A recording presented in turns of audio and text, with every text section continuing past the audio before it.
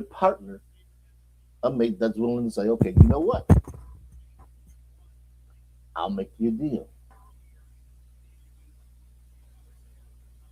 If she gets married, I get to walk her down the aisle. Now, this is where you teach your child compromise. You say, okay, he's willing to forego that place in lieu of you giving a ticket to your biological father. But here's the catch: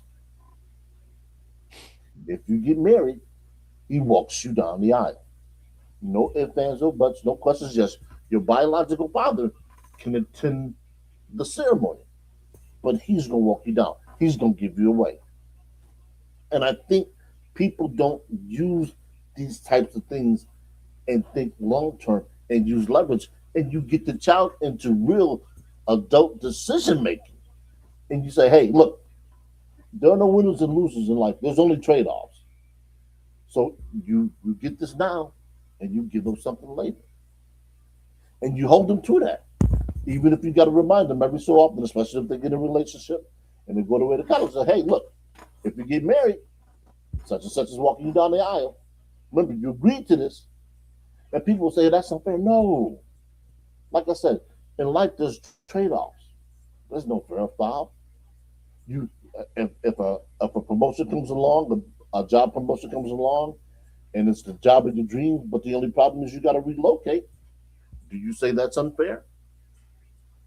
You say no. You sit down with whomever it is that you might be dating at the time, or whatever it is, and say, hey, look, this is the case. I got a job that's going to pay me $15,000 a year more, but I just got to relocate. We see it all the time, and we've talked about it. Would you relocate for love? What's the difference? But people don't think these are realistic scenarios. They don't think they're worthy of discussions. They will say that'll never happen. Well, hell, if it never happens, then you don't have anything to worry about because you planned accordingly. However, if it does come to pass and you didn't plan appropriately, you got a problem. All because you didn't think it would happen. We call them contingencies. Okay, so what are we going to do if one of us can't pick up our child from school? Who's going to be that person that we put on the paper that the school acknowledges we deem a safe person to have the child picked up with? Contingency.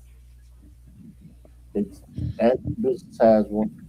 Everybody that has something worth protecting, you do it.